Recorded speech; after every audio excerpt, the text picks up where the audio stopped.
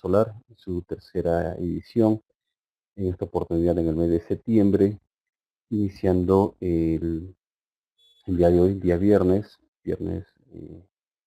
29, con el curso en mención. Les habla el ingeniero Frank Medina, ingeniero electrónico y bachiller en ingeniería industrial, con experiencia en proyectos de energía renovable, especialmente en energía solar fotovoltaica y bastante relacionado con proyectos de desarrollo. Bueno, entonces para ir continuando y para explicarles cómo se va a desarrollar el diploma en el transcurso de estas 8 semanas. ¿Cuáles son los objetivos del diploma de energía solar? Básicamente es que ustedes como participantes puedan desarrollar y fortalecer sus capacidades técnicas en energía solar principalmente. Además que ustedes puedan identificar oportunidades de buenas prácticas de cómo poder aplicar todos los conceptos y toda la parte teórica y también hablarles sobre la parte práctica relacionados con la energía solar. Y además que los participantes, es decir, ustedes puedan desarrollar pequeños proyectos o proyectos un poco más grandes en energía solar. De esa manera ustedes puedan tener competitividad, puedan hacer que estos proyectos tengan un enfoque de desarrollo sostenible y que además pues hay que tener en cuenta el impacto ambiental. ¿Qué es lo que trataremos en estas semanas? Al menos en esta primera semana vamos a hablar un poco del contexto de las energías renovables. Vamos a hablar sobre la matriz energética, algunas políticas en el sector eléctrico. Vamos a hablar sobre los recursos renovables y no renovables y algunas principales tecnologías que se utilizan actualmente, ¿no?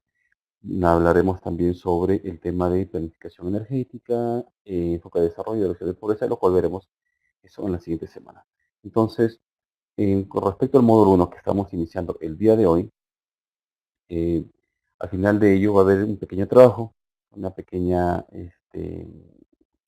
reflexión, un pequeño análisis sobre el contexto de energía en las regiones donde ustedes se encuentren. Es decir, si están en la región Lima, la región Lambayeque, la región Piura, la Libertad, etcétera, tener un breve análisis de cuál es el contexto energético en cada uno de ellos.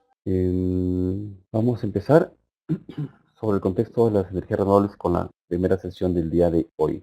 Hablaremos sobre la matriz energética, saber qué es una matriz energética y algunas políticas del sector eléctrico y su importancia con respecto a los sistemas renovables aislados. Los recursos, hablaré también, como lo mencionamos anteriormente, sobre los recursos renovables y no renovables. Bueno, antes de hablar sobre esta imagen que les he puesto en presentación, saludarlos a los que nos están acompañando el día de hoy, a Walter Vázquez y a Jorge Luis Chuzón, por acompañarnos en la sesión del día de hoy. Con respecto a la imagen que ven ustedes delante, es válido hacerles una pregunta. ¿Cuánta energía consumimos a nivel mundial? Esta es una foto que de alguna manera representa el consumo de energía a nivel mundial. Es decir, en los puntos más luminosos son los lugares donde se desarrollan, se desarrolla se desarrollan las economías un poco más importantes y donde obviamente implica un mayor gasto en energía. Por eso el tema de la iluminación. Vemos principalmente los países del norte, entre ellos Estados Unidos, Canadá, México y los países europeos, prácticamente todos. Y también vemos a unos países interesantes como el caso de la India, Japón, China y algunos países del sudeste asiático, para obtener un poco la idea de cuánto es el consumo de energía que ellos consumen, comparado a nosotros que estamos aquí en América Latina, específicamente en el Perú, que prácticamente estamos con muy poco comparados a ellos. Decirle que nuestro consumo de energía comparado a nivel mundial es muy eh, bajo con respecto a las grandes potencias. ¿Cuál ha sido un poco la evolución del consumo de la energía? En estos gráficos un poco tratar de entender cómo ha ido haciéndose este salto de consumo de todas las fuentes de energía a partir de los años de 1850 aproximadamente hasta hace algunos años atrás, ¿no? Vemos que en ese periodo, en ese lapso, ha habido un crecimiento en lo que es la población, por ejemplo, en la primera imagen del lado izquierdo, que el crecimiento de la población ha sido 5 veces y media aproximadamente. Ha habido una explosión demográfica bastante, han crecido las ciudades, a crecer las ciudades han necesitado, em, necesitado fuentes de empleo, se han necesitado construir grandes ciudades, grandes edificios, han crecido las industrias, y han necesitado obviamente mano de obra. Ahora, si comparamos también ese mismo periodo, ese mismo lapso, cuál ha sido el consumo per cápita de energía, vemos que el consumo ha ido entre aproximadamente 9 veces más y está en la gráfica representada según el tipo de fuente que hemos ido utilizando más en este periodo.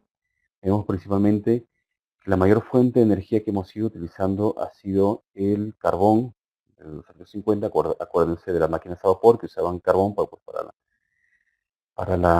en el caso de los ferrocarriles, para transportarse, o las turbinas a vapor que usaban pues el carbón como fuente de energía.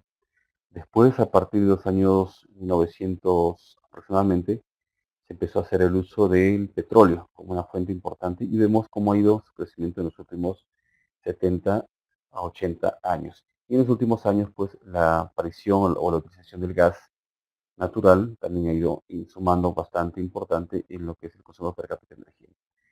Si vemos en la tercera gráfica de la izquierda cuál ha sido el consumo total de las fuentes de energía en el mismo periodo, vemos principalmente que el crecimiento ha sido del más del 50%. Y principalmente se da a partir de los años de 1930 y 1940, con la segunda revolución industrial, donde se da pues este crecimiento en las fuentes de energía, ¿no?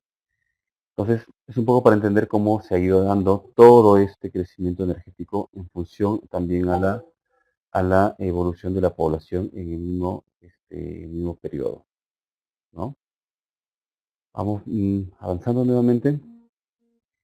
¿Cuál ha sido el consumo energético mundial? Es similar al anterior que les he indicado. Acá lo vemos principalmente en dos formas. Uno por región, es decir, qué zona del mundo ha ido consumiendo más energía y ustedes podrán imaginarse posiblemente, ¿no? Podríamos pensar que los países europeos, los países industrializados, los países del primer mundo, como a veces se les suele llamar, han ido teniendo un mayor consumo. Entre ellos, por ejemplo, en los últimos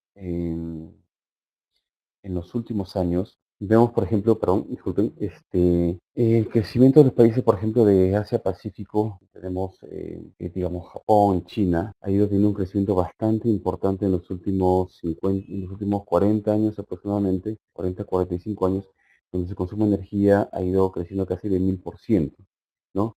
Comparado, digamos, con en el color granate o color naranja, que es Norteamérica, que ha tenido un crecimiento un poquito más, digamos, sostenible, que tiene un crecimiento en ese mismo periodo de tiempo de cerca del 94%. Ahora vemos en el otro gráfico sobre el tema de las fuentes, es decir, por tipo de combustible. Principalmente el que mayor margen ocupa es el que está en color gris, que es el petróleo, que vale más o menos a una evolución del 160% en los últimos 40, 45 años aproximadamente.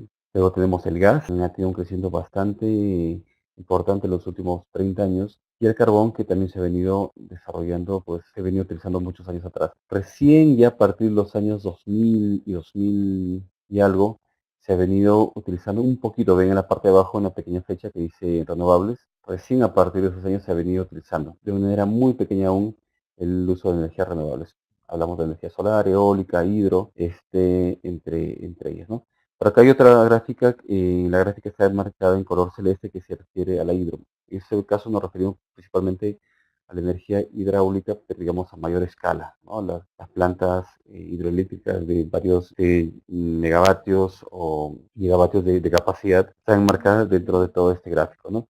Y dentro de las renovables tenemos también la hidro, pero digamos en escala menor, digamos, hablamos de algunos cuantos kilovatios y 100, 200 a 500 kilovatios, que todavía es una fuente relativamente pequeña con respecto al... Vamos avanzando y después de tener ese panorama y entender un poco cómo ha sido el crecimiento de toda la fuente de energía en los últimos 40, 50 años y de entender principalmente que la mayor fuente de energía que usamos actualmente está basada en el petróleo, en el gas y en el carbón. La hidro se mantiene de una manera constante, aún es pequeña, y vemos que la energía renovables aún tiene un porcentaje de participación bastante bajo. Y eso lo veremos un poco más adelante, algunas causas, pero vemos que principalmente se da el uso de las fuentes convencionales, tradicionales, basadas en combustibles fósiles. En función a ello, podemos conversar también acerca de lo que es la matriz energética. Muchos quizás de ustedes han podido escuchar cuando han visto noticias, a un medio, a una publicación, etcétera, acerca de la matriz energética. ¿A qué nos referimos con ello? Bueno, entendemos que la matriz energética es una representación cuantitativa, es decir, cantidades de total de energía que utiliza un país, ¿no? En este caso, pongamos como ejemplo el Perú. Pero aparte de esta información, esta representación de la matriz, también nos da dos informaciones importantes. Una, nos habla cuáles son las fuentes que componen esta matriz. Y entre las fuentes de energía podemos mencionar que tenemos fuentes fósiles, la que les acabo de mencionar, carbón, gas y petróleo. Tenemos las fuentes nucleares, que en algunos casos, algunos países cuentan con plantas nucleares, por ejemplo Estados Unidos o Japón, que quizás no cuentan con otro tipo de energía. La energía hidráulica a gran escala, como lo mencioné anteriormente, y las energías renovables. En algunos países, su porcentaje de precipitación es un poco más equilibrado con respecto a nosotros, ¿no? Y también nos da información acerca de la importancia, porque nos menciona el tipo de fuente de la energía y sobre todo la forma de uso que se le da. Es decir, las fuentes de energía fósil hacia qué sectores de la economía o de un país van. Las energías renovables a qué sectores también van. Entonces, esa información nos muestra la matriz energética. Brevemente sobre la matriz energética mundial, según la Agencia Internacional de Energía, hacia el año 2013, que es, digamos, el resumen mundial energético, hacia el 2013, y que nos mencionaba que más o menos hacia ese año toda la cantidad de energía que se tenía era aproximadamente de 13.559 MTP, que equivale a millones de toneladas de petróleo equivalente. Es una unidad de medida en realidad. Y vemos que la mayor participación, como lo mencionaba, está basada en el petróleo, gas natural y carbón. Sumados entre el gas, el carbón y el petróleo tenemos aproximadamente 80 y un poquito más de estas fuentes, ¿no? Es decir, las combustibles fósiles abarcan más del 80% de energía a nivel mundial. Y eso es lo que se estimaba, lo que se previó y se vio en el 2013. También vimos que hay un porcentaje de biomasa, el 10%, de energía nuclear, energía hidroeléctrica, con 2%, y apenas una otra fuente de renovables tenían una participación del 1%. La perspectiva de crecimiento hacia el año 2040 se estima que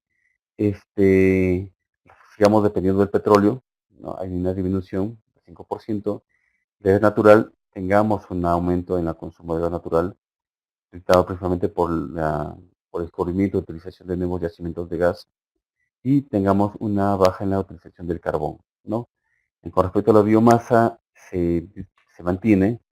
Hidroeléctrica hay un ligero crecimiento, en energía nuclear también ligero crecimiento, pero algo interesante es aquí que hay un crecimiento en la participación de las energías renovables. De pasar al 1%, al 2040 se estima en aproximadamente 5%. Entonces, eso es importante mencionar este crecimiento o esa perspectiva de la participación de las renovables porque da pues cabida a que se empiece a dar más importancia y eso desemboca o desencadena en proyectos interesantes y en la utilización de más personas de la energía de base de renovables, ¿no? Basada en fuentes renovables. Estamos viendo la siguiente diapositiva. Lo que les mencionaba, ¿no? Debemos considerar también que a nivel mundial los hidrocarburos representan más de la mitad de la energía primaria, ¿no? El 31% de la energía primaria viene del petróleo.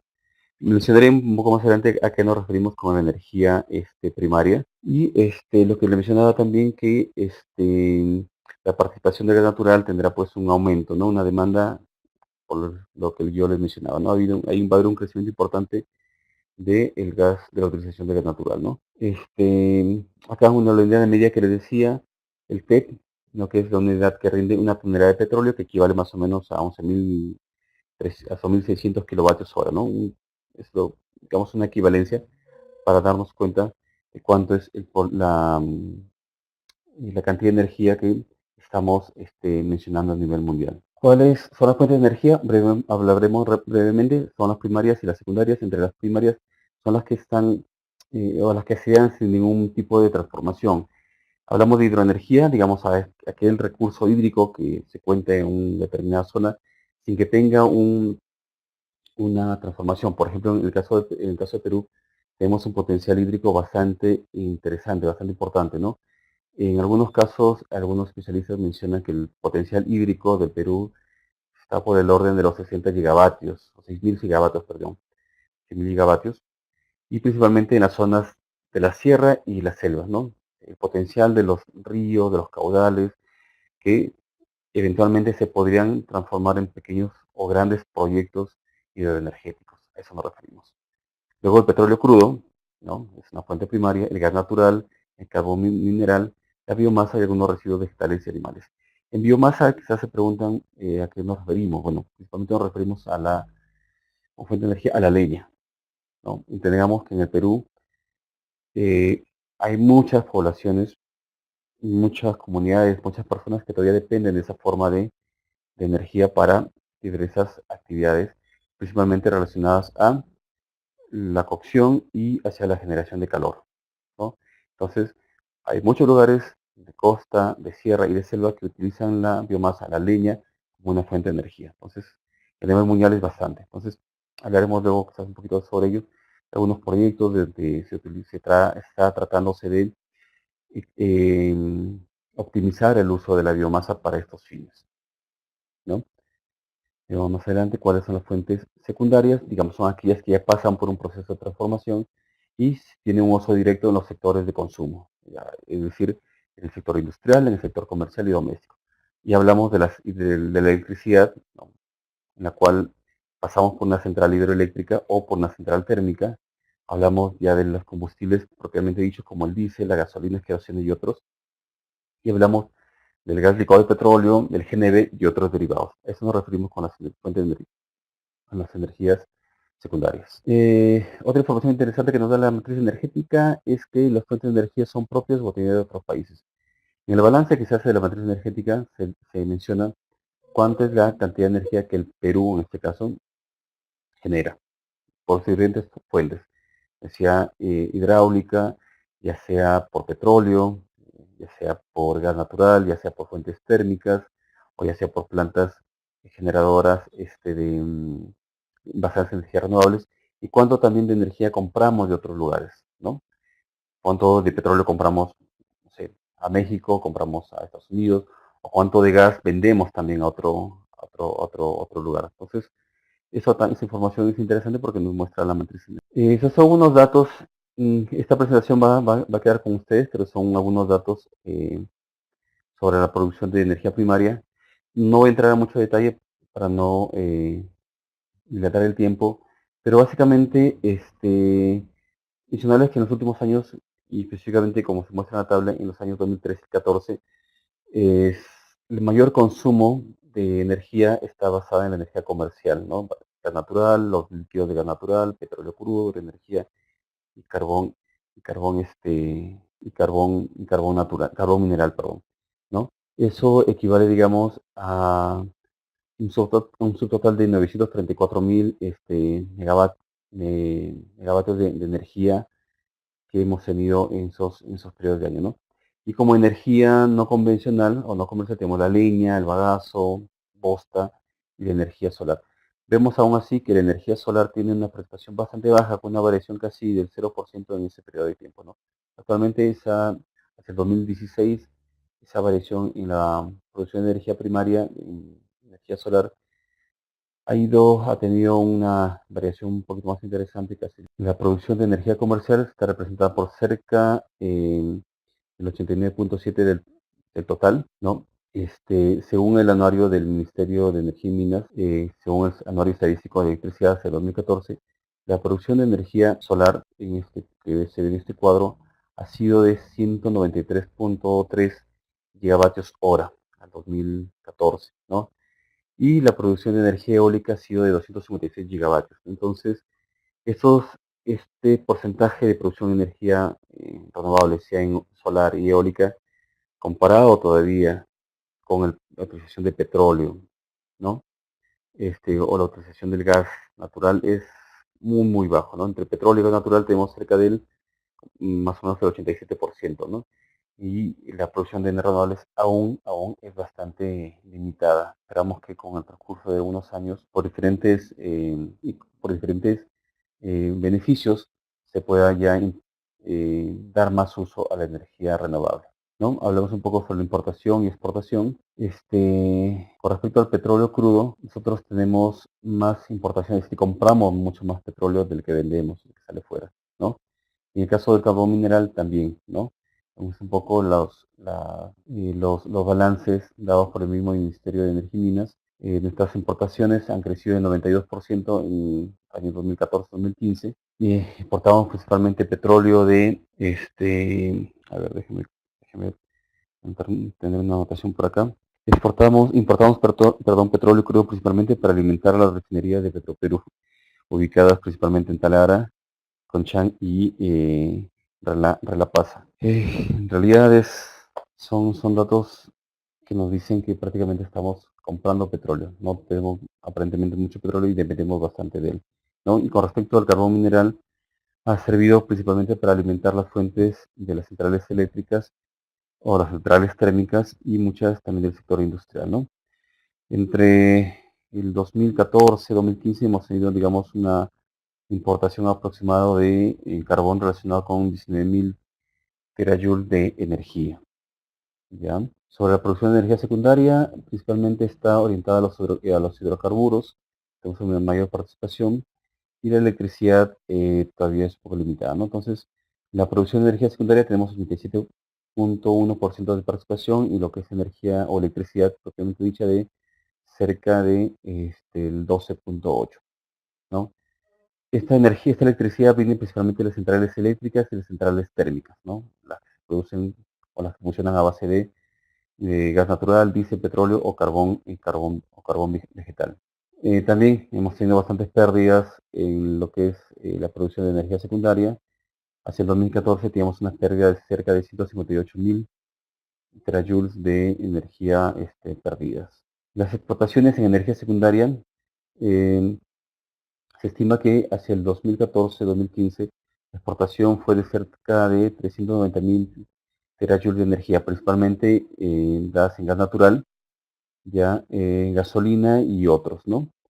Digamos, estamos vendiendo nuestro gas, como ustedes saben, tenemos convenios o tratados con otros países, México principalmente, donde vendemos el gas natural. Eh, con respecto al gas natural, nuestros principales compradores hacia el 2014-15 eran España, Japón, Corea y México, ¿no? Eh, Son nuestros principales clientes a quienes vendemos este recurso. Un poco de la importación de energía secundaria. eh, y casi toda la compra que hemos tenido de energía secundaria ha sido para vender el mercado interno, cerca de 125.000 terajoules, y ha sido principalmente basado en hidrocarburos o biocombustibles, ¿no? Cerca de un 1% que está relacionado con el carbón. Vamos avanzando. El consumo propio de energía hacia el 2014 ha sido cerca de 87.000 a 88.000 terajoules, que han sido principalmente para satisfacer el propio sector interno, sector de energía.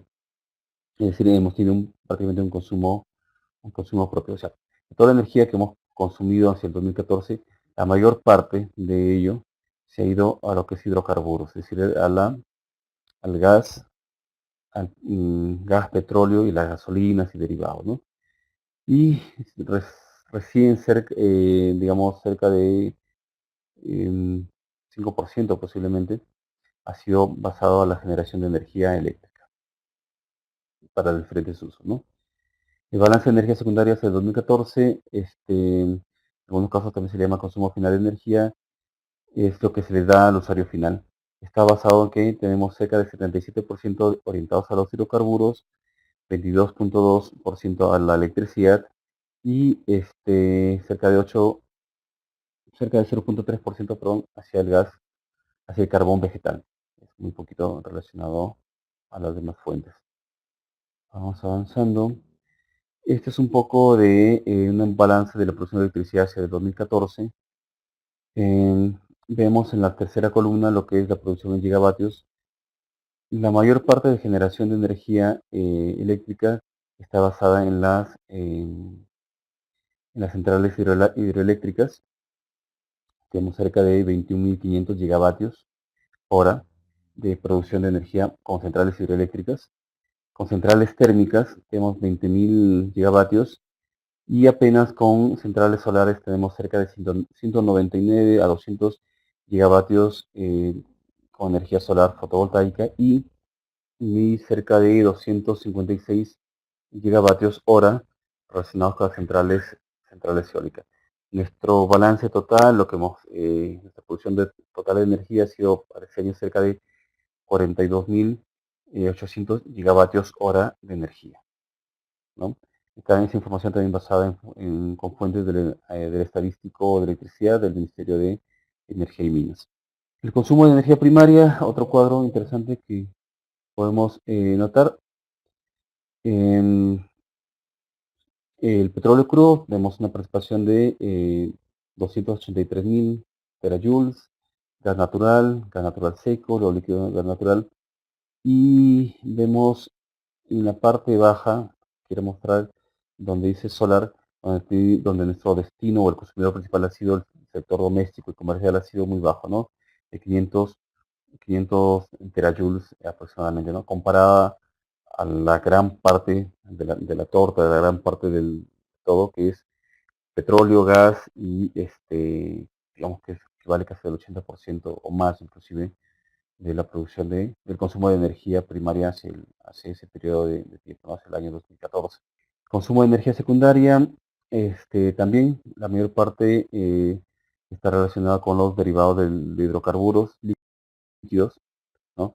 Cerca de y, y los otros divididos en gas natural y gas licuado de petróleo, ¿no? Entonces, para más o menos darnos un consumo de energía secundaria, es un poco la matriz energética que les quería mostrar después de todo lo anterior, después de haber un poco explicado en las diapositivas anteriores. Esta es, digamos, la matriz energética del Perú hacia el dos imágenes importantes relacionadas. Un segundo para poder agrandar la imagen. Ya. En esta imagen de la matriz energética, eh, mencionarles la franja de color rojo hace referencia a la fuente, ¿no? Que es el petróleo y líquido de gas natural, tiene una participación aproximadamente de nuestra matriz del 46%. La otra fuente que le secunda es la del gas natural con una participación de 26%. Luego ya tenemos los recursos energéticos renovables, un aproximado del 12% de participación en la matriz. Y luego viene la hidroenergía con una participación del 11% y luego el carbón con cerca del 4%. Pero lo interesante es aquí ver que estas fuentes se van distribuyendo a diferentes sectores, que sirven para dar energía a diferentes sectores propiamente dichos. Entre ellos los principales sectores donde se va esta fuente de energía está sector transporte, ¿no? Gas, petróleo principalmente, que se va aproximadamente del 42%. Luego el sector industrial, donde se va principalmente en petróleo y líquido de gas natural, se va gas, y se va lo que es carbón, tenemos una participación del 30%. Y luego lo que es el sector residencial y comercial, tenemos una participación del 28% y cuyas fuentes son el petróleo y los líquidos de gas natural, tenemos el gas natural, tenemos los recursos energéticos renovables y principalmente los tres, ¿no? O sea, el sector residencial y comercial, la fuente de donde viene es petróleo, gas y fuentes de energías renovables y también está la hidroenergía. Ahora, la hidroenergía pasa por un subproceso previo que es la generación eléctrica, ¿no? La hidroenergía sí tiene una participación bastante importante en los sectores, ¿no? Por ejemplo, la generación eléctrica basada en hidroenergía tiene una participación mm, de cerca del 36%, no, menos 4% en el transporte, pero principalmente la mayor participación de la energía eléctrica basada con energía renovable se va al sector industrial y se va al sector comercial. Esa es un poco la explicación de la matriz energética del caso de Perú. Vamos avanzando. Acá mencionarles algunas políticas del sector eléctrico que se han venido dando en los últimos años. ¿Qué es el sector energético? Bueno, es un sistema donde reposa toda la capacidad operativa del país, toda la capacidad operativa para la generación de energía. El sector, digamos algo, mm, el crecimiento de un país, de una región, está ligada muy íntimamente con la uso de energía, ¿no? Queremos ser un país industrializado, queremos ser un país ya mucho más interesante a nivel de inversión, a nivel de producción, etcétera. Necesitamos tener una buena base de generación de energía. Si no contamos energía, decaemos. Baja nuestra producción, baja los ingresos y literalmente no hay energía, todo se detiene, ¿no? Recién a inicios del año 2000, eh, la producción de energía era aproximadamente la generación de energía era entre 100 a 150 megavatios por año. En el año 2008 la demanda fue de 350 megavatios. Entonces, eso se dio principalmente por un periodo importante en el sector minero. Había producción de minerales, producción de los metales y se empezó a necesitar energía, ¿no? Ahora, como no teníamos, estamos también en una cierta crisis, por decirlo de una manera, que tuvimos que importar fuentes de energía para poder cubrir esa demanda de los 350 megavatios. Se esperaba que hacia el año 2010 esta demanda crezca a 500, ¿no? En el mismo periodo también se consideró que se debería contar con proyectos mayores para el mercado local y sistemas de transmisión.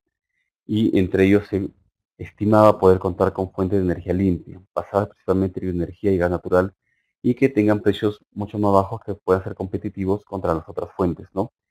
En el año 2006, ¿no? Se promulgó la ley 28832, llamada Ley para asegurar el desarrollo y eficiencia de energía eléctrica, o mayormente conocida como la Ley de la Generación Eficiente. Para el 2008, en base a esta ley, se previó que no se alcanzarían las metas por limitaciones, se sumaron algunos hechos importantes. Como lo mencionamos anteriormente, se aumentó la demanda eléctrica, ¿no? Por la bonanza económica que teníamos en ese momento. También se generó una congestión de la transmisión, de la línea de transmisión desde norte hacia sur. Hubo una congestión en el gasoducto de Camisea y no tuvimos un margen de reserva para poder suplir, digamos, toda esa demanda, ¿no? Eso conllevó, pues, a un razonamiento de energía y también a poder utilizar unidades diésel, es decir, inyectar energía mediante fuentes, digamos, con motores, ¿no? Entonces, bajo este panorama, la proyección que se tenía para ese momento era racionar energía y alquilar fuentes o grupos diésel hasta una capacidad aproximada de 300 megavatios. Pero bueno, lo interesante es que como estas fuentes estos grupos diésel basados en petróleo estaban, pues, nos iba a salir caro, ¿no? Porque necesitamos una buena capacidad, necesitamos buena cantidad de dinero para poder cubrir la materia, para poder cubrir el petróleo, pero por buena suerte, digamos, en esos años hubo una baja del petróleo, ¿no? Que estaba en aproximadamente en $350 el barril, pasó a cerca de $40 el barril hasta el 2009 aproximadamente. Entonces, de alguna manera eso equilibró la demanda de energía con el costo que suponía el alquiler de grupos diésel para poder suplir esa demanda energética, ¿no? Aún así, la crisis generó una baja en la demanda de energía del sistema eléctrico interconectado nacional. Entonces, estas cosas, estos hechos fortuitos más ligados al tema externo, permitieron, pues, aliviar el problema de la cobertura. Es decir, no teníamos una buena generación, nuestra demanda iba creciendo, empezamos a importar energía, empezamos a producir energía mediante el sistema diésel, nos iba a salir un poco caro, pero por suerte, por cosas que suceden a veces, el precio del petróleo disminuyó y como que la situación se pudo aliviar. Pero eso no era la solución más óptima. Eso no era lo que se buscaba. Lo que se buscaba era, creo yo, lo que de alguna manera se me entiende, es poder suplir nuestra demanda de energía sin tener muchos contratiempos, sobre todo teniendo fuentes de reserva bastante eh, considerables sin que eso nos demande mayor gasto económico, ¿no? Entonces, de esa manera, pues, se dieron esos eventos, ¿no? Después, a ver, vamos avanzando. Bajo este panorama se empezaron a dar las subastas de licitaciones, también en base a la ley 28832, donde lo que se buscaba con estas licitaciones era asegurar el abastecimiento oportuno y eficiente con licitaciones competitivas para evitar lo que se había mencionado anteriormente, que se puedan tener los contratos a largo plazo, donde las empresas distribuidoras puedan convocar licitaciones por su propia cuenta para aceptar la participación de otros distribuidores o clientes, hacer el mercado un poco más dinámico. Se disponía, digamos, de una flexibilidad del 10% de la demanda para que se puedan licitar una cierta antelación, no menor a 3 años, para poder cubrir esas desviaciones, esas demandas. Y acá también se aprueba que Oceanermin pueda tener una participación un poco más activa mediante la publicación de lineamientos que estaban orientados a las bases de las licitaciones y que a su vez también Oceanermin las pueda aprobar. Entonces se vuelve Oceanermin como un ente mucho más participativo relacionado a las subastas ilícitas. Y también se hablaba sobre la compensación para sistemas aislados, ¿no? Entonces, para un poco era para disminuir las ventajas en ese tipo de sistemas, se creó un mecanismo de compensación para sistemas aislados para favorecer el acceso y utilización de electricidad. Y se creó el sistema de subsidio cruzado hacia los consumidores. Este, este tema de subsidio cruzado, quizás ustedes lo han visto o han escuchado, es decir, los que consumen más energía pagan los proyectos de generación o digamos, o se paga para aquellos usuarios que no consumen mucha energía y de esa manera, de alguna forma, pues poder cubrir a casi el total de la población. Entre ellos el más conocido es el FOSE, ¿no? Donde de acuerdo a ciertas escalas de, de consumo, uno puede pagar más o menos un porcentaje que va destinado hacia otros usuarios, ¿no? Entonces, en ese sentido, por ejemplo, es el FOSE, que es el Fondo Social de Compensación Eléctrica, se empezó a subsidiar las tarifas eléctricas, ¿no? A usuarios residenciales que tienen o tenían bajo consumo eléctrico, ¿no? Es decir, personas de bajos recursos que posiblemente los podríamos ubicar en los sectores socioeconómicos eh, C o D o E, principalmente, ¿no? Entonces, a los usuarios que más consumen, ¿no? Por un cierto tope, se le empezaba a recargar una tarifa, un adicional, ¿no? Y de esa manera, pues se buscaba beneficiar a más de cerca de 2 millones de usuarios residenciales que no contaban con el servicio eléctrico. O sea, de esa manera, en pocas palabras, los que consumen más energía subsidiaban los proyectos de energía para aquellos usuarios de menos recursos, en pocas palabras, ¿no? Entonces, mm, se creó eh, ese subsidio, digamos. Entonces, quienes se beneficiaban eran que aquellos usuarios que consumían entre 0 y 30 kilovatios hora mensual tenían un descuento porcentual en la tarifa, en su tarifa eléctrica, ¿no? Y aquellos usuarios que consumían entre 30 y 100 kilovatios tenían una reducción en una reducción fija en los kilovatios. Ahora, eso que permitió que se tuviera una recarga entre 2.5 y 3% para aquellos usuarios que consumían más de 100 kilovatios hora mes. Es decir, si tú tienes un consumo más de 100 kilovatios hora mes en tu recibo normal mensualmente, vas a pagar hasta 3% más. Imaginemos que pagas 100 soles por 100 kilovatios, ya estás pagando 3 soles más. Esos 3 soles se destinan a poder pagar la tarifa de aquellos usuarios que tienen consumos muy reducidos, que están ubicados principalmente en zonas de pobreza o son poblaciones de bajos recursos que no pueden pagar la tarifa normal. Entonces, de alguna manera se les subsidia para que puedan acceder a la energía, ¿no? A la energía eléctrica principalmente, ¿no? Después se creó el FICE, que es el Fondo Social, el Fondo de Inclusión Social, en donde ustedes conocen aquellas poblaciones, ¿no?, que tienen consumos muy bajos, pero menores a 10 kilovatios hora mes, reciben un vale, se van a centros autorizados y tienen un descuento del balón de gas, ¿no? Que el balón de gas está algo de 40 soles. Ese balón ya no lo compran a 40, sino lo compran a 16, 20 soles, 26 o 20 soles menos del costo. Entonces, es una forma también de subsidio en realidad, ¿no? No solamente relacionados con la electricidad, sino también con el gas. Otros datos importantes complementarios a la ley 28832, que era incorporar temas de cómo promover las energías renovables, ampliar el coeficiente de electrificación y apoyo principalmente a la electrificación rural y sobre todo incrementar la eficiencia energética del uso del gas natural en la generación de electricidad.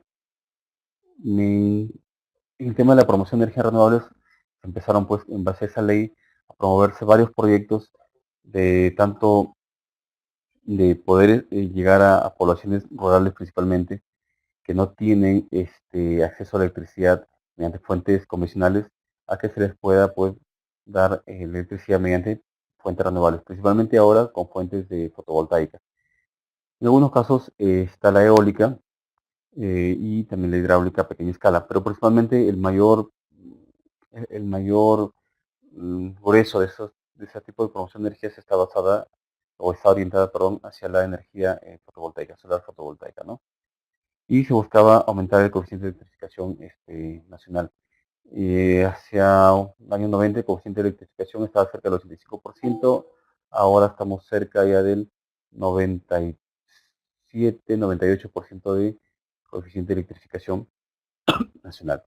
En el caso de electrificación rural la cosa es un poco distinta, es un poco menor, ¿no? Dada por la geografía, dada por la dispersión de las poblaciones, etcétera, el coeficiente de electrificación es un poco menor. Pero, digamos, con estos mecanismos legales se buscaba pues incentivar los proyectos para poder cubrir esta demanda y llegar a coeficientes de electrificación mucho más grandes, ¿no? Vamos avanzando. Vemos cuáles son los recursos renovables y no renovables. Los recursos renovables son aquellas que representan una mejor opción para dejar de usar los combustibles fósiles, ¿no? Porque aparte los fósiles son limitados, en un momento se pueden acabar o se van a acabar, resultamente, ciertamente son caros, a pesar de algunas bajas en el precio del barril de petróleo. Aparte de ellos son contaminantes y son agentes que producen los gases de efecto invernadero. Entonces, digamos, es una de las principales ventajas que tienen los recursos renovables. Hablamos de la eólica, solar, hidroeléctrica, biomasa, con respecto a las otras fuentes, ¿no? En el Perú, según el Balance Nacional de Energía, aproximadamente se liberan cerca de 2.500 toneladas horas de CO2 basados principalmente en combustibles fósiles. Es decir, eliminamos bastantes toneladas de CO2 que va a la atmósfera, que es una de las causas de los gases de efecto invernadero, y esto a su vez con el llamado cambio climático. Y eso es lo que lo estamos viendo últimamente, y lo hemos visto últimamente acá en el país. Es decir, el cambio climático en lugares donde no llueve, ha empezado a llover, en lugares donde normalmente llueve en estas épocas está en sequía, y las lluvias se están haciendo mucho más fuertes. En el caso que hemos tenido recientemente en el Niño Costero, la región de Tumbes, Piura, La Libertad, Lambayeque, Ancash, inclusive Lima. Hemos sufrido, digamos, aló, aló, aló, estamos reiniciando nuevamente, A ver, denme un segundo, por favor. Si me escuchan, José Luis Chuzón, perdón, Walter, José Capitán, ya, perfecto. Den unos minutos para volver a subir la presentación. A veces, por más internet que tengamos, siempre suceden estas cosas. Sí, denme un segundo. A ver, ¿en qué presentación nos habíamos quedado? Estábamos hablando un poco sobre las fuentes renovables. A ver, confirmen si están viendo la misma diapositiva que nos quedamos anteriormente. Sí, correcto. Entonces, lo que le decía, todos estos efectos de cambio climático están relacionados muy, muy por el tema de contaminación, y principalmente todas las fuentes de contaminación, desde los gases que se emiten en el combustible de los vehículos, en la utilización de centrales térmicas para la generación de electricidad, donde usan gas, petróleo, carbón. Todas esas toneladas de CO2 que se van a la atmósfera son los gases de efecto invernadero, generan el cambio climático. Hemos visto hace poco en Estados Unidos los huracanes. Puerto Rico está con emergencia humanitaria por el tema de los huracanes. Estados Unidos está por eso, México también, ¿no? Es importante tener una visión clara del uso de las energías renovables para mitigar todos estos efectos de cambio climático, ¿no?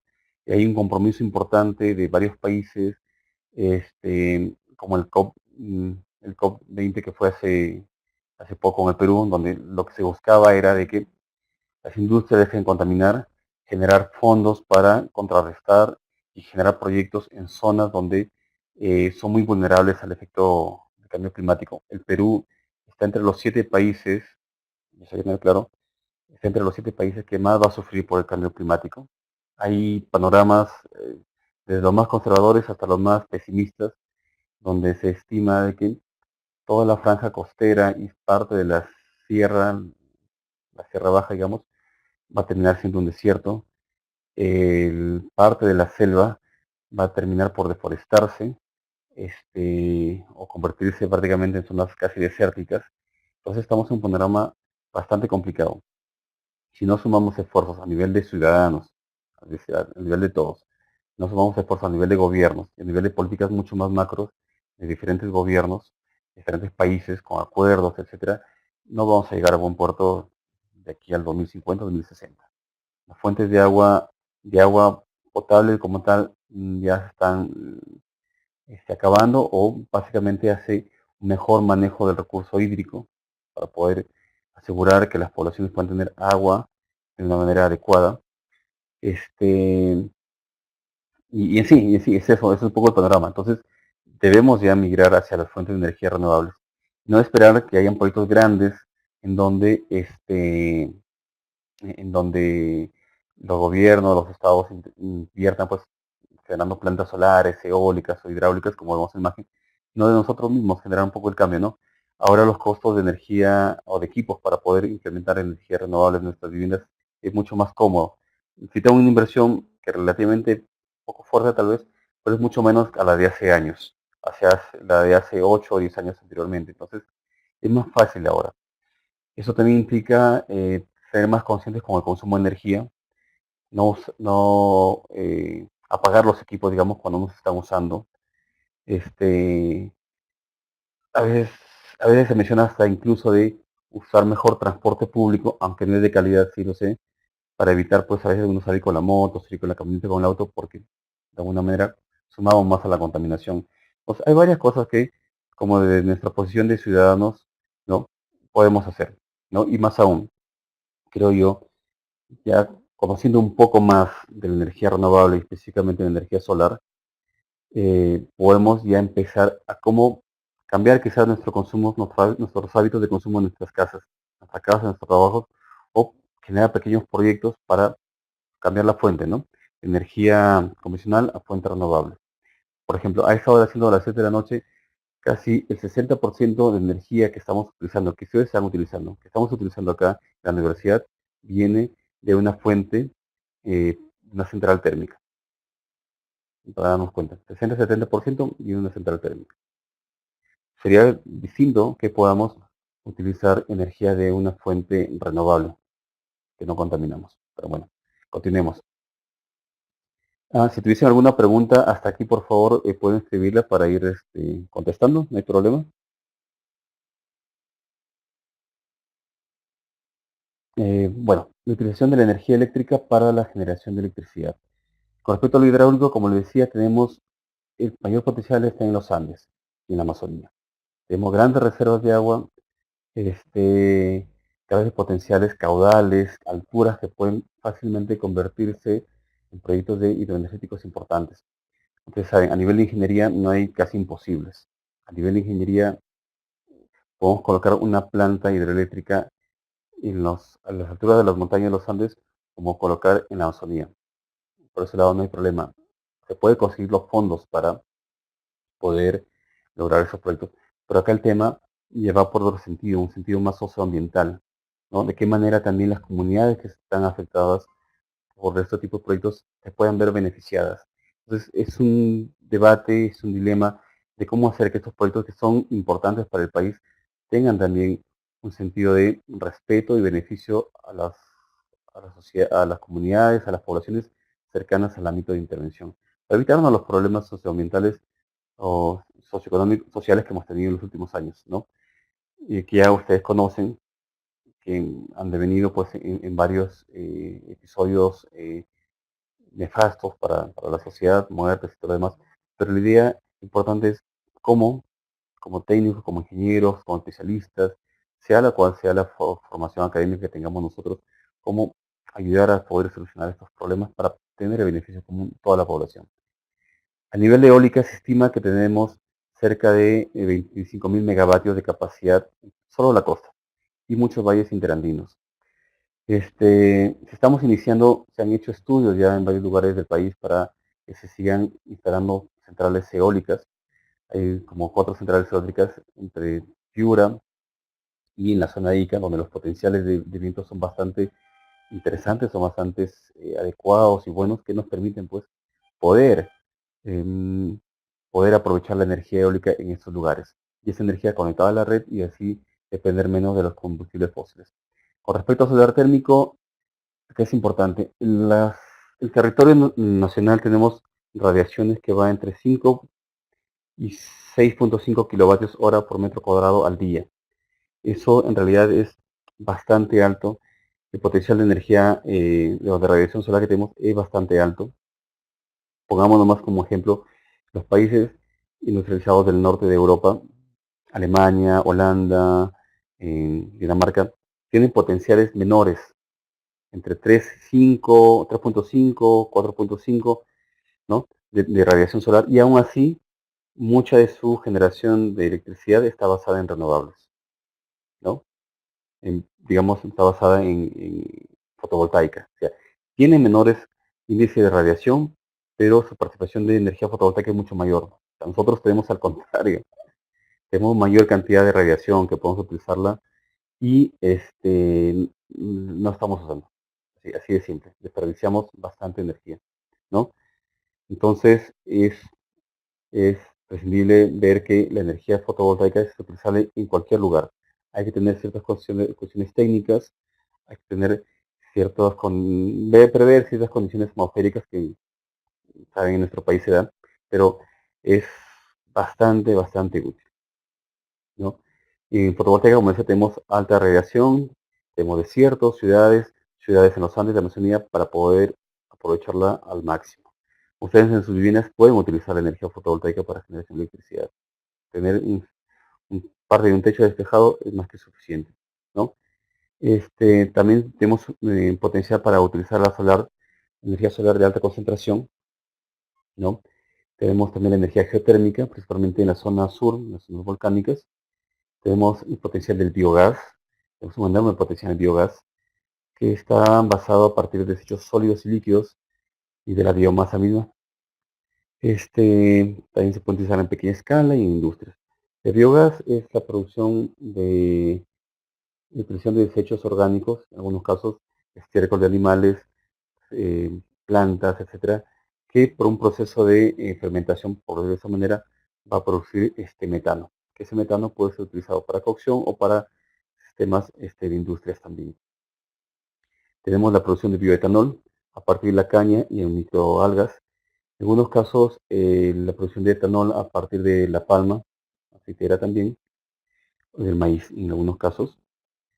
Y hay lugares de la costa donde se está utilizando y algunos proyectos de biocombustibles en la zona de la selva, ¿no? Y bueno, acá también mencionaba el biodiesel a partir de plantas, microalgas y capacidades varias de toneladas métricas, ¿no? Y el potencial de la biomasa, como le mencionaba hace poco, que es prácticamente todo el territorio. En el caso de la biomasa, como le mencionaba, nos hacíamos referencia a la leña. Pero, como le mencionaba también, hay mucho consumo de leña actualmente. Entonces, eso también está haciendo que se deforesten muchos lugares, muchos bosques. Entonces, hay un cierto desequilibrio en eso. Pero hay tecnologías que son bastante adaptables, bastante simples, que ahora se están dando por muchos lugares y de manera muy fuerte, que son, por ejemplo, las cocinas mejoradas, en donde se tienen cocinas de las tradicionales mejoradas, digamos, hechas con ladrillos, con adobe, con barro, y ahora las cocinas mejoradas hechas de metal, transportables y todo eso, ¿no? Que tiene la facilidad de instalarse en cualquier lugar y ser transportable, y aparte conozco algunos proveedores, fabricantes que han hecho no solamente cocinas, sino hornos, y lo más importante de esto es que puede reducir hasta un 60% la producción, uno, hasta 60% la utilización de leña. Entonces, eso es un ahorro para las familias, porque van a estar menos en leña, y sobre todo también una reducción bastante importante, hasta el 80% de la producción de hollín, que es este material que se produce como la combustión. Entonces, tiene ciertos beneficios, ¿no? Beneficios económicos, ambientales, etcétera. Entonces, lo mismo sucede con muchas fuentes renovables actualmente. Vamos avanzando. Esta es un poco esta imagen relacionada con el sistema eléctrico peruano. Hacia el 2014, el mencionado, tenemos cerca de 41.800 aproximadamente gigavatios hora. Tenemos imágenes, digamos, cómo está todo el sistema nacional, las líneas principales, van de norte a sur, y las que van por la parte de la sierra. Todo el sistema eléctrico nacional. Ya, ahí está la fuente, si quieren averiguar un poquito más, está en www.cies.org.e para que puedan un poco verla más a detalle. Pero acá lo importante es que tenemos un potencial hacia el 2014 de cerca de 96.000 megavatios, ubicados principalmente en el sur, con respecto a energía solar fotovoltaica. Actualmente estamos cerca del 190 a 200 megavatios instalados a nivel nacional hacia el 2017, ¿no? ¿Cuál es el potencial estimado de energía renovable?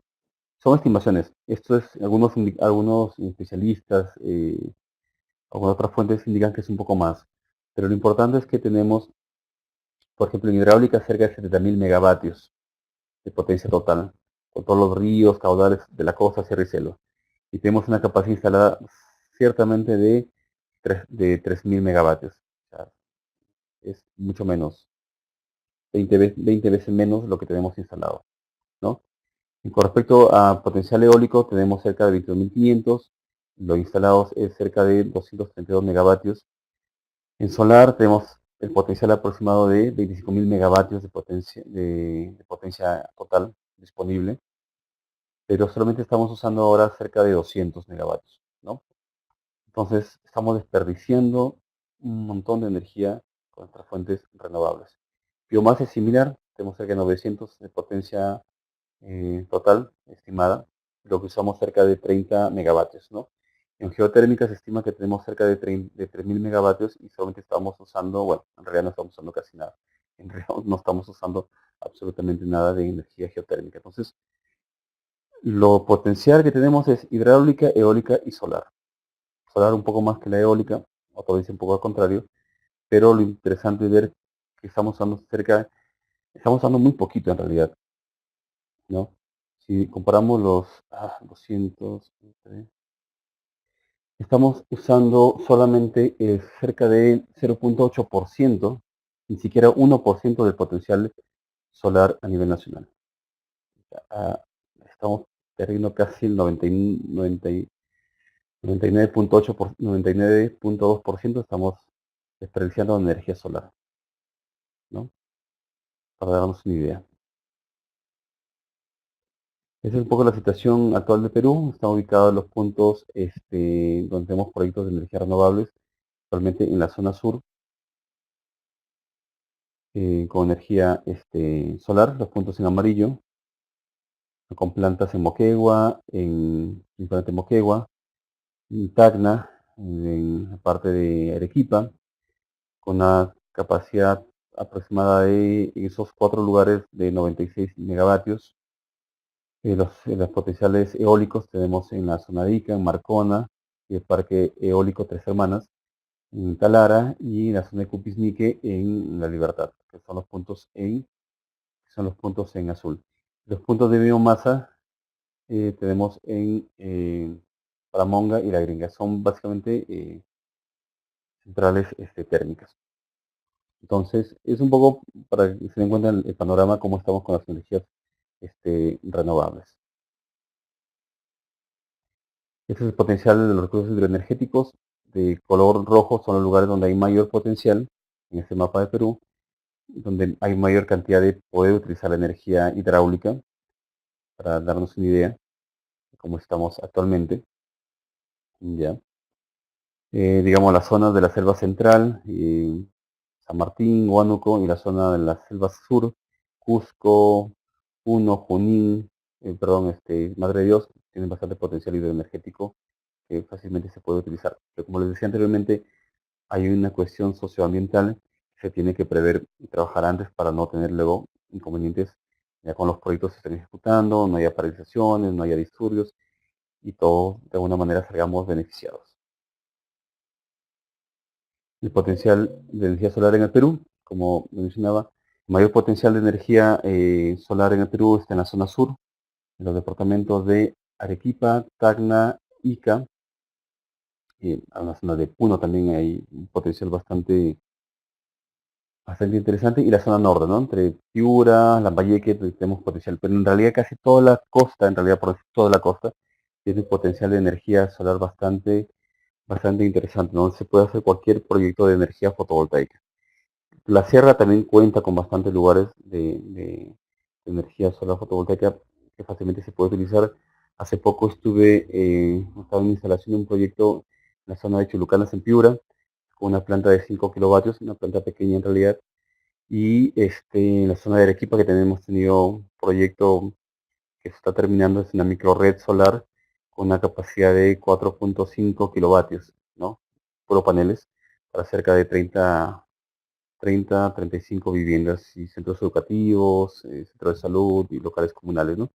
Son sistemas fotovoltaicos aislados en realidad, que están muy alejados en las montañas, donde llegar ahí es complicado, y mucho más aún complicado de que llegue el sistema interconectado, ¿no? Eso sin contar y sin mencionar los miles de sistemas fotovoltaicos domiciliarios que se han venido instalando en los últimos casi 10 años por parte del Ministerio de Energía y Minas, con parte del Plan Nacional de Electrificación Rural, que se estima que para el 2018 se deberían por lo menos instalar cerca de 600.000 sistemas a nivel nacional. Hay muchos sistemas fotovoltaicos domiciliarios instalados en la zona de la selva. Hubo proyectos donde se trataba de colocar principalmente en zona de frontera, ¿no? Arequipa, Amazonas,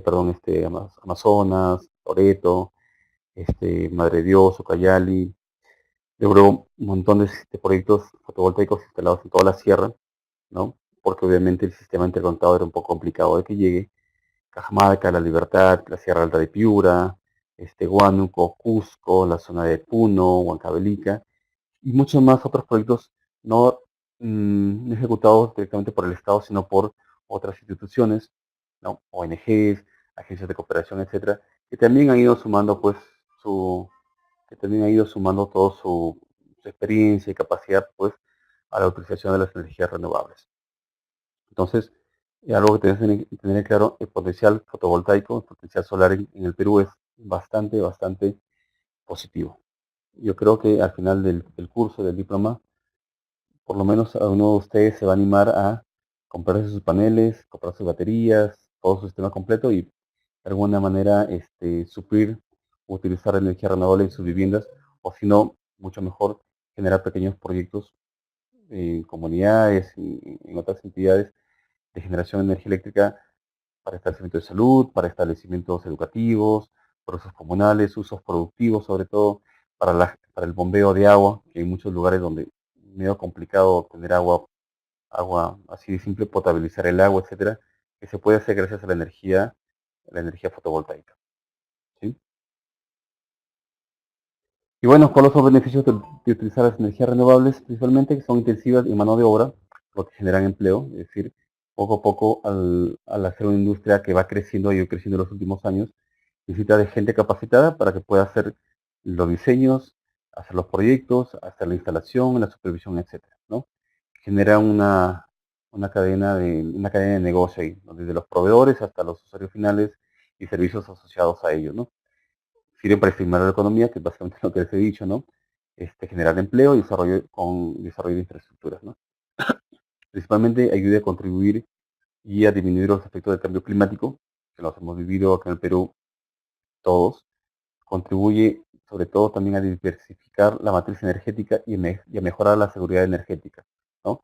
Nuestra matriz, que no dependa tanto de petróleo, gas o carbón, y a la vez que sirva como una especie de soporte ante la falta o la falla de esas tres fuentes o de cualquiera. Tener una matriz energética segura que hacia cualquier evento vamos a contar con la energía suficiente para poder sobresalir, ¿no? Otro beneficio que son virtualmente inagotables, ¿no? Pueden ser usadas permanentemente, la fotovoltaica literalmente hasta que el sol se acabe, dentro de muchos millones de años, y la eólica también. La energía eólica depende un poco de la radiación solar, o cambios de temperatura, sean los vientos, etcétera. Entonces, hay una relación ahí, ¿no? Entonces, hay bastante tiempo para seguir utilizándolas. Y otro dato importante es que complementan muy eficazmente a plan de electrificación rural, pues dan energía a aquellas localidades, a aquellos poblados donde la red convencional no llega o es un poco limitada, porque a veces se da casos donde la red convencional llega, pero es el punto, la última milla, ¿no? de la red, donde ya la calidad de la energía es baja. Entonces, si bien puede iluminar, pero no puede ayudar a generar otro tipo de negocio, donde la gente de alguna manera también pueda desarrollarse económicamente. Entonces, las energías renovables contribuyen muy bien a complementar la matriz y el plan de electrificación rural. Hablamos de microcentrales, hablamos de centrales, eh, microcentrales o mini centrales hidroeléctricas, hablamos de parques eólicos pequeños, parques fotovoltaicos también, o fotovoltaicos domiciliarios, o microredes también. Entonces, todo eso contribuye al proceso de electrificación en el país.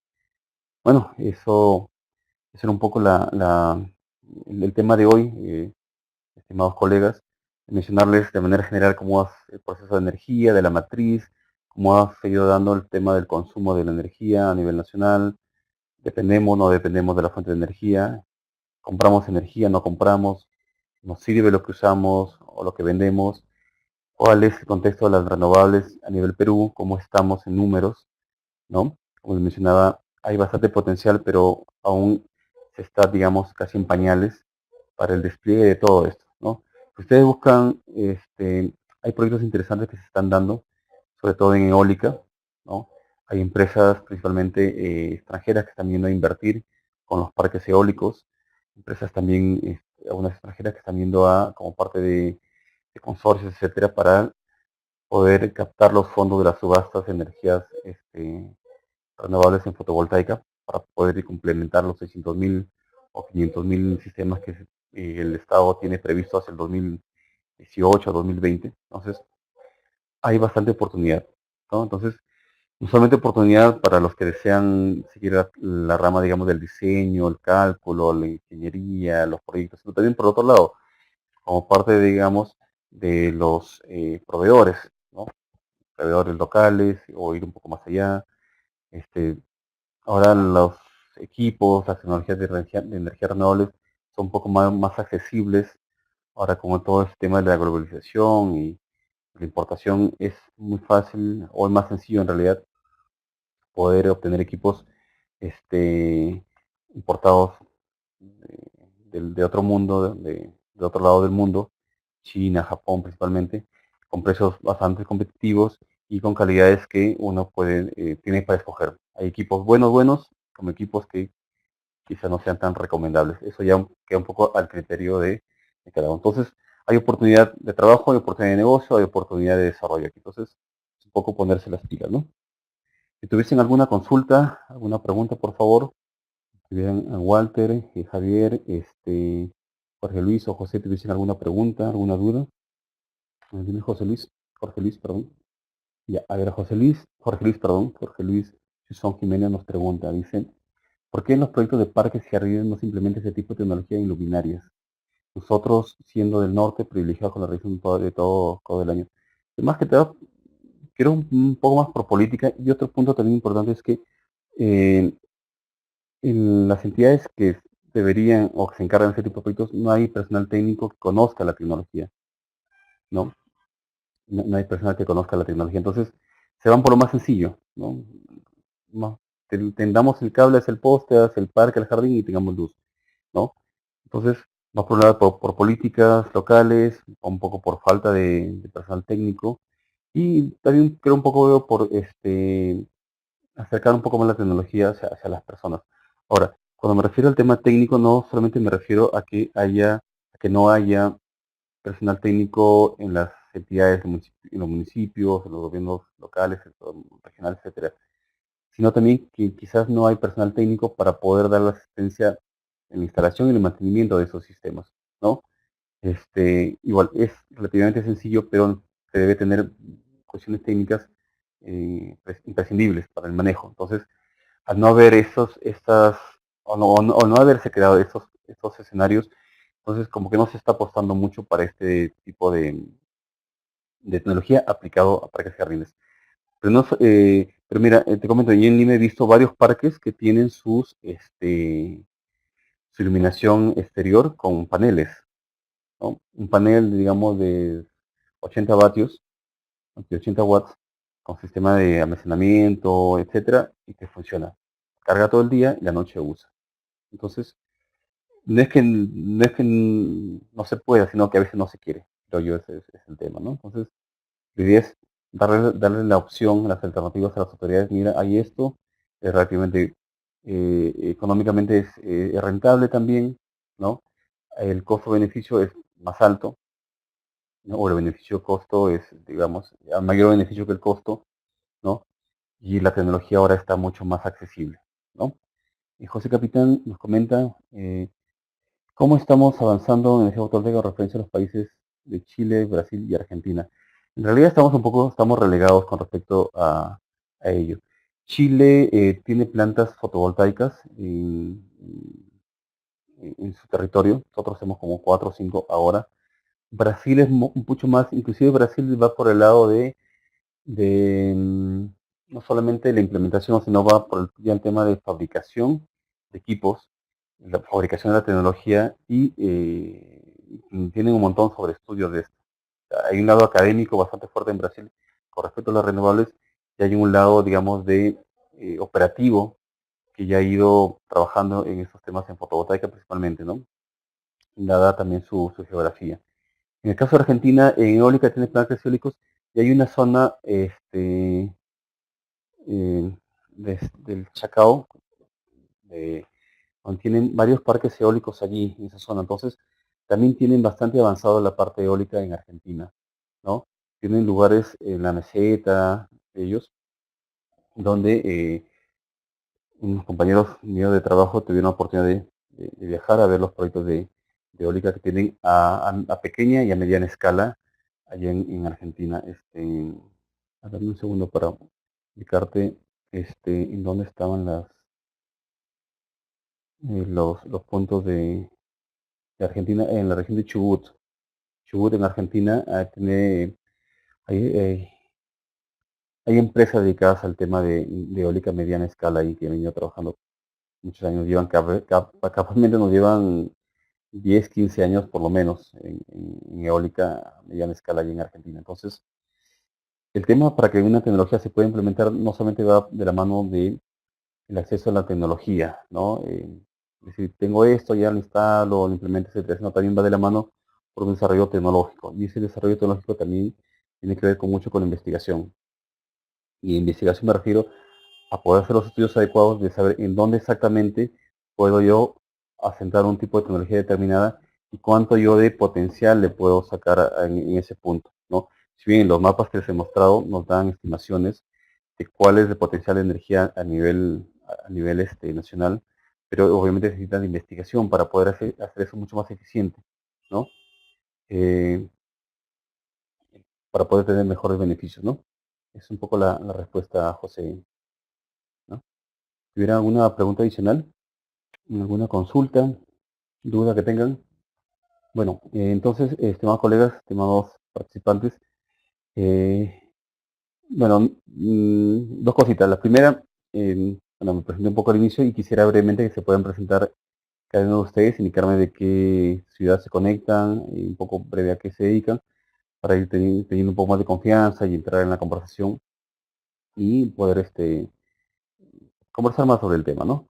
Les pediría por favor se puedan presentarse brevemente. Parece que no han escuchado, no han escuchado bien. Pero bueno, entonces ya habrá momento de conversar un poco más y saber exactamente de qué ciudades se conectan ustedes. Y el otro punto, por cada sesión que vamos a tener va a haber una pequeña encuesta, un pequeño cuestionario.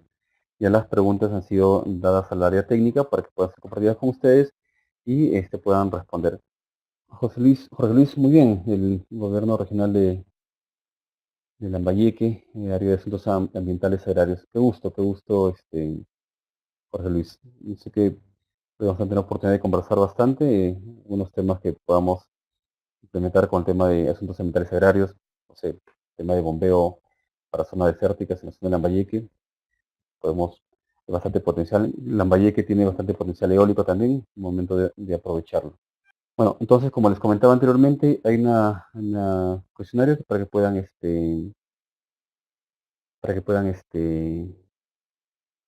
acceder a ustedes ya mediante el aula virtual. Entonces, agradecerles por su participación. Nos conectaremos la siguiente semana para seguir con el tema que continuamos en la semana 2. Vamos a hablar un poco sobre el balance energético. Vamos a hablar brevemente un poco sobre la planificación energética. Algunos otros conceptos ya para entrar ya de lleno a la parte que nos interesa más, que es el desarrollo de energía fotovoltaica propiamente dicha, ¿no? Es un poco un panorama, una introducción para estar entonados todos.